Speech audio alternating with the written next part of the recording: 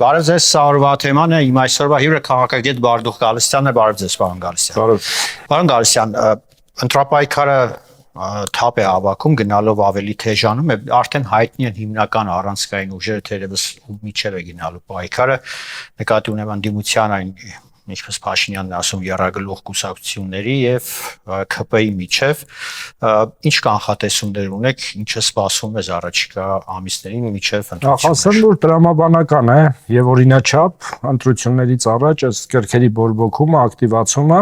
սակայն սա ավելի բնականon է, որովհետեւ իսկապես ընտրապայքար է սպասում մեզ, որը մենք չենք տեսել գոնե սրանից տարիներ առաջ տեղի ունեցող քաղաքական գործընթացներում, ընտրապայքարում, որովհետև նախորդ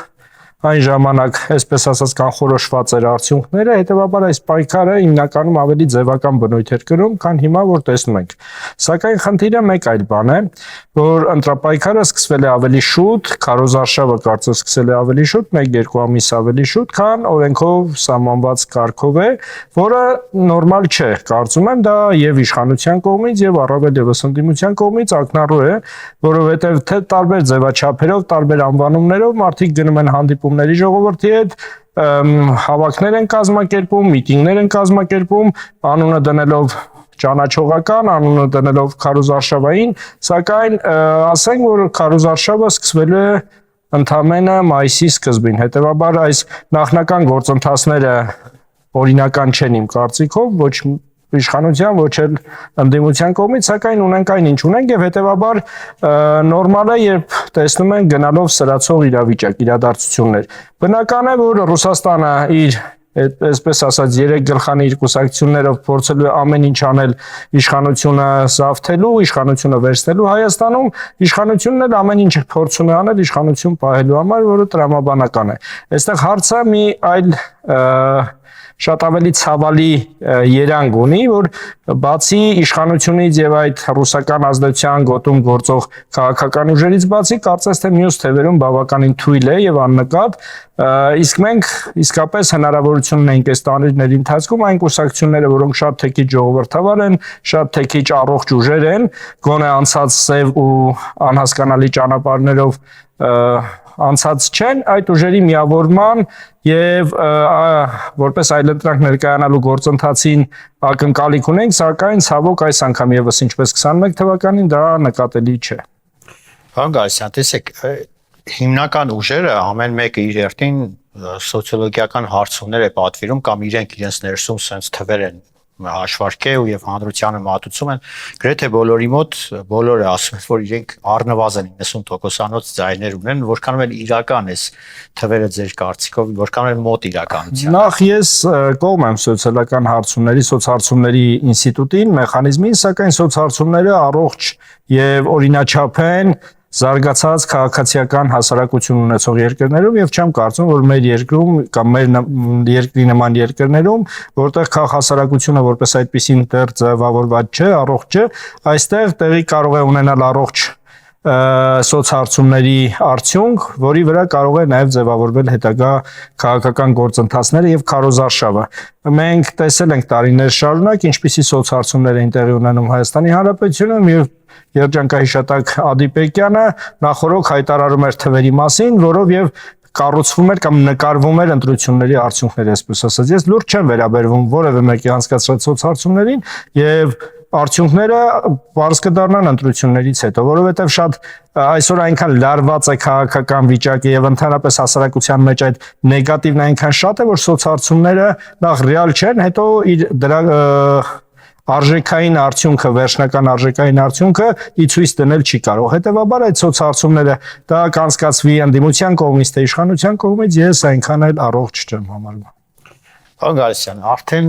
ընտրախախտումներ արձանագրվել են, մասնավորապես մի քանի դեպքեր կան ընտրակաշառքի կամ այսպես ասենք բարեգործություն ընտրության այդ ձայներ հավաքելու կողմից, ինչի են գնում նման քայլերի ձեր կարծիքով։ Ուրիշ ձև այդ ուժերը քաղաքականություն իրականացնել չեն կարող, որովհետև տարիներ շարունակ գործողները եւ նոր քաղաքական դաշտ մտած նաեւ ուժը, որը տեսել է թե այն երկրում, որտեղ հիմնական կապիտալն է հավաքվել իր կողմից, թե այստեղ Հայաստանի Հանրապետությունում քաղաքական process-ների ընթացքում տարիներ շարունակ նրանք տեսել են, որ ժողովուրդը 1000 անգամ թողների ինձ գնելու, այսպես ասած, մատերիալ է եւ այլ տարբերակ նրանց համար որպես այդպեսին չկա։ Հասկանալի է, որ նրանք ունեն հսկայական կարողություն, թե այստեղ գործող քաղաքական այդ ռուսական ուժերը, թե Ռուսաստանից ներդրված նոր քաղաքական միավորը հսկայական կարողությունների են տիրապետում եւ նրանց հիմնական, այսպես ասած, ճակերտավոր ուժեղ լինելը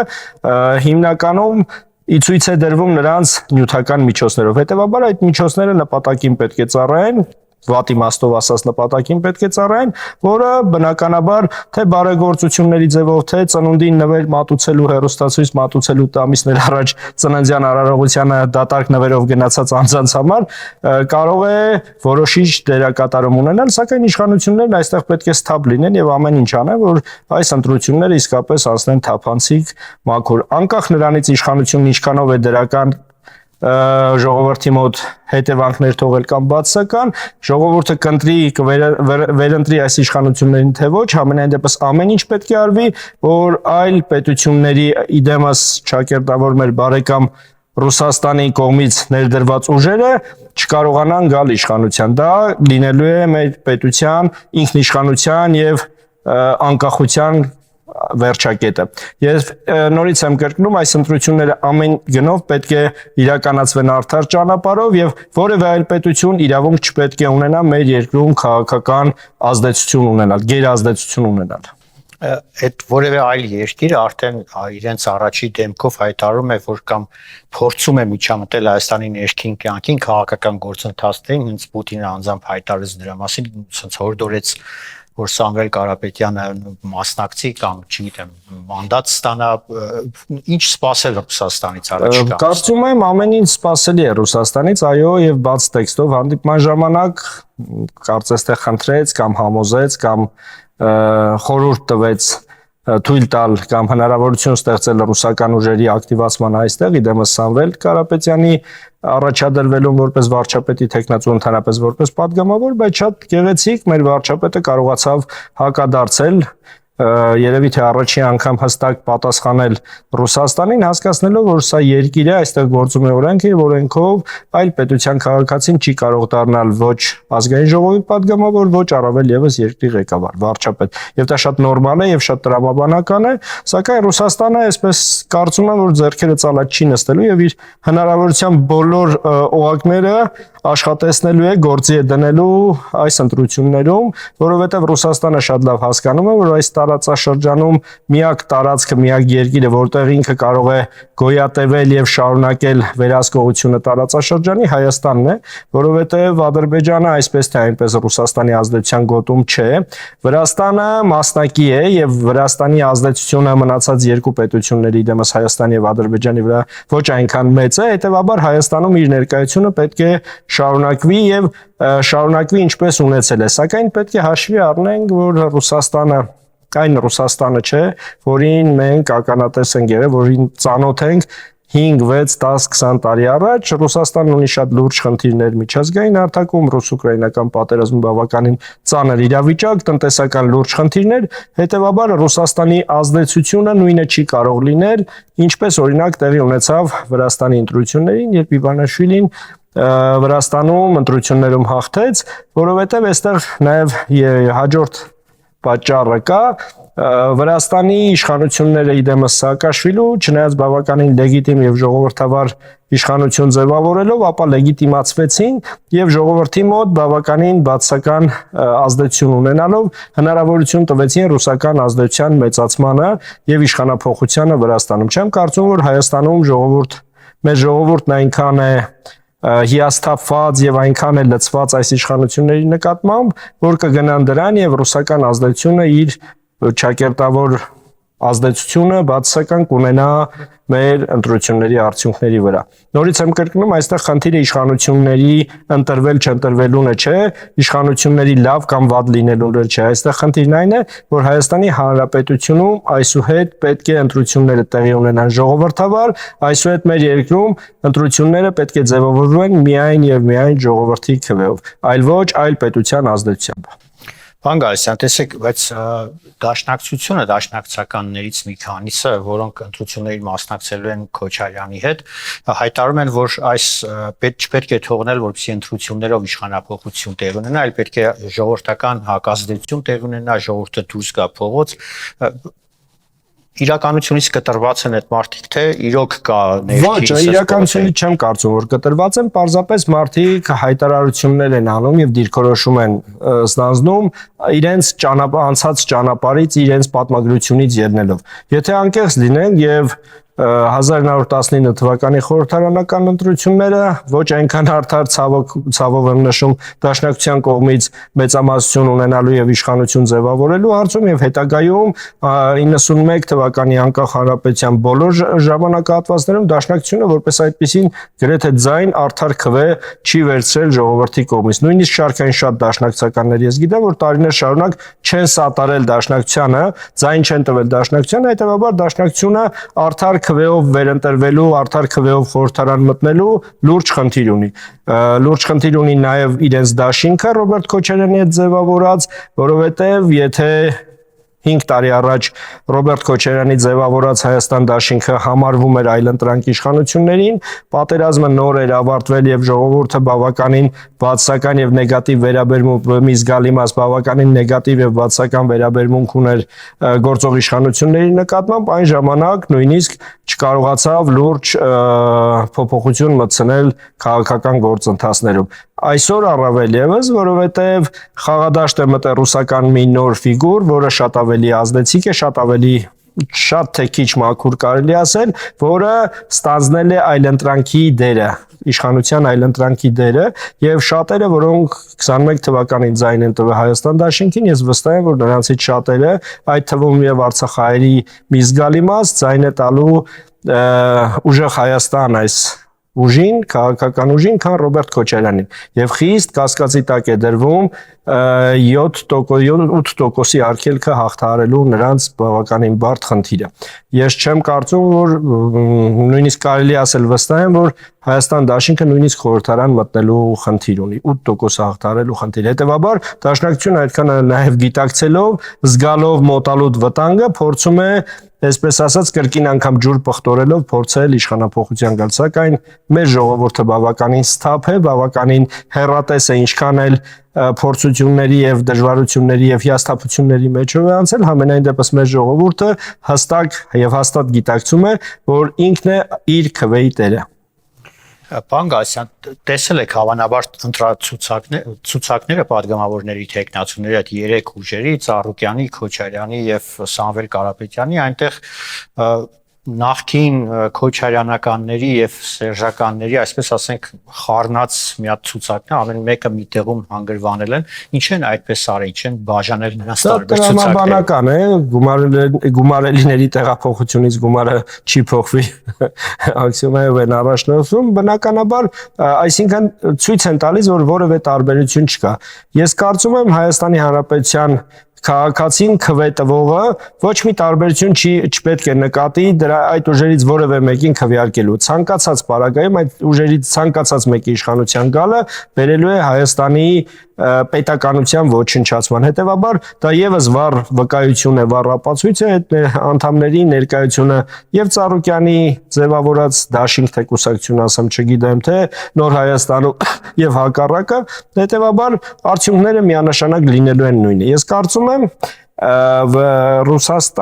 Ռուսաստանի ազդեցությամբ գործող այդ ուժերը փորձելու են նաեւ կիրառելի դարձնել Գյումրիի տարբերակը, Գյումրի 2-ի տարբերակը, խորհրդարան մտնելով ձևավորել դաշինք, որը կբերի իշխանափոխության, սակայն ես չեմ կարծում, որ մեր իշխանությունը հնարավորություն կտա նրանց 50%-ից ավել քվե տալու այդ 3 հիմնական ուժերին, որոնք կարողանան իշխանափոխության գալ Հայաստանում։ Ես կարծում եմ, որ պարզապես դերերի փոփոխություն է լինելու Հայաստան դաշինքին եւ պատիվ ունեմ դաշինքին փոխարինելու են գալու ռուսական եւս մյուս 2 ուժերը, որոնք միանշանակ չեն հավաքելու 50 եւ ավել տոկոս։ Նրանց պլանը միանշանակ խորհրդարան մտնելն է, բայց ես վստահ եմ, որ նրանցից որոշները խորհրդարան մտնելու արգելքն անգամ չեն կարող հաղթահարել։ Պարոն Գալստյան, իշխանության այսպես ասենք ծրագրի կամ քարոզարշավի հիմնական մեխը խաղաղությունն է, որը նախաստորագրված փաստաթուղթ կա արդեն, բայց ոչ լրիվ ստորագրված, արդյոք ԿՓ-ի հաղթանակի դեպքում կհաջողվի ունենալ լիարժեք ստորագրված փաստաթուղթ խաղաղության։ Կհաջողվի թե ոչ, դա ժամանակը ցույց կտա։ Նախ ես այնքան էլ լիահույս չեմ ստորագրված փաստաթուղթը որպես հարատև խաղաղության հիմնական երաշխիք համարելու, ինչ էլ լինի, որովհետև ցանկացած դեպքում նույնիսկ ստորագրած փաստաթուղթը լիարժեք հնարավորություն չի տալիս խոսելու հարատև խաղաղության մասին։ Վերցնենք պատմության ցանկացած էջ, կտեսնենք, որ նույնիսկ այն գերտերությունները, այն պետությունները, որ տարիներ շարունակ ունեցել են չհարձակվելու, իրար դեմ չպայքարելու, իրար դեմ չպատերազմելու պայմանագրեր, դրանք շատ հանգիստ խախտվել են եւ չեմ կարծում, որ այդ պայմանագիրը որ պետք է լինի հիմնական երաշխիքը։ Ընտրություններից հետո կկնքվի թե չի կնքվի, դա իմ համար գոնե երկրորդական է։ Սակայն նաև ընդունելի չէ իշխանության այն թեզը, որ խաղաղությունը մենք ենք եւ մեզանով է սկսվում եւ ավարտվում խաղաղությունը, չնայած այն, որ այն նշածս ռուսական ուժերի իշխանության գալը բերելու է ավելի մեծ ռիսկերի, պատերազմի ավելի մեծ հավանականության համաձայն եմ, սակայն ուղղակի խաղաղությունը կապել գործող իշխանությունների հետ եւ վստահ ասել, որ եթե չլինենք մենք չի լինելու չեմ կիսում այնքան էլ, եթե խոսքը վերաբերում է ռուսական ուժերի իշխանության գալու, այո, դրա մեջ կա տրամաբանություն, սակայն գլոբալ առումով այդ խոսույթը որպես այդպիսին իշխանության ձեռքբերումը որպես խաղաղություն այնքան էլ ոչ ռեալ եմ համարում։ Պարոն Գալստյան, խաղաղության մասին խոսում են նաև Ադրբեջանում, Ալիևը նույնպես սկսել է հայտարարել, որ Հայաստանի եւ Ադրբեջանի միջև վերջապես հաստատվել է խաղաղություն, բայց այդուամենայնիվ Բաքվի գործողությունները եւ քայլերը այդքան էլ խաղաղասիրական չեն, թեկուզ ամենավերջի դեպքը Ստեփանակերտի եկեղեցին, ամենամեծ եկեղեցին Բաքուն հիմնահատակ ավիրել է, ոնց կմեկնաբանեք այդ գործողությունը։ Տրամաբանական է դա եւս, որովհետեւ մենք գործ ունենք Ադրբեջանի հետ, մենք գործ ունենք մի հարևանի հետ, ուզենք թե չուզենք գործ ունենք մի հարևանի հետ, որի խոսքն ու գործը իրար հետ կապելը վստահելի դարձնելը այնքան էլ իրատեսական չէ։ Այո, Ադրբեջանին զսպող մեխանիզմը իմ կարծիքով պետք է լինի Հայաստանի տնտեսության զարգացումը, բանակի արդիականացումը, գերարդիականացումը, որը կարող է զսպել։ Չնայած իշխանությունները հայկական բանակը զինված ուժերը համարում է այլընտրանքային անվտանգային երաշխիք, սակայն ինձ համար մեր բանակի եւ տնտեսության զարգացած լինելը հիմնական երաշխիքն է մեր անվտանգության։ Չնայած այն պետությունները, որոնց հետ փորձում է համագործակցել գործող իշխանությունները, որոնց միջոցով նաեւ փորձում է երաշխիքներ ձեռք բերել խաղաղության, ես կարծում եմ ստապ է, շատ ավելի վստահելի է, քան ունեցել ենք տարիներ շարունակ, սակայն նորից եմ կրկնում, խաղաղության իմ համար գոնե գլխավոր երաշխիքը մարտունակ եւ հզոր բանակ ունենալն է, թիկունքում ունենալով հզոր տնտեսություն, զարգացած տնտեսություն։ Այլապես Ադրբեջանի գործողություններն ու խոսույթը միշտ էլ լինելու է նույն ոճի, բնականաբար փորձելու են խաղաղության ելևէջներով եւ խաղաղության դիրքորոշմամբ հանդես գալ, սակայն գործողությունները Ադրբեջանի ցույց են տալիս, որ այնքան էլ Ադրբեջանը խաղաղասեր չէ եւ քանի գնդակն իր դաշտում է, փորձելու է հնարավորինս թույլ չտալ Հայաստանի զարգացումը, Հայաստանի բանակի վերազինումը, որը պետք է դառնա մեր հիմնական խնդիրը եւ Հայաստանը բերել իսկապես անվտանգային վիճակի։ Ոչ միայն փաստաթղթային, ոչ այնքան փաստաթղթային, որքան իրական անվտանգային վիճակի։ Շնորհակալություն։ Սա թեման էր իմ զրուցակիցը քաղաքագետ Բարդուղ Գալստյանն էր, կհանդիպենք առայժմ։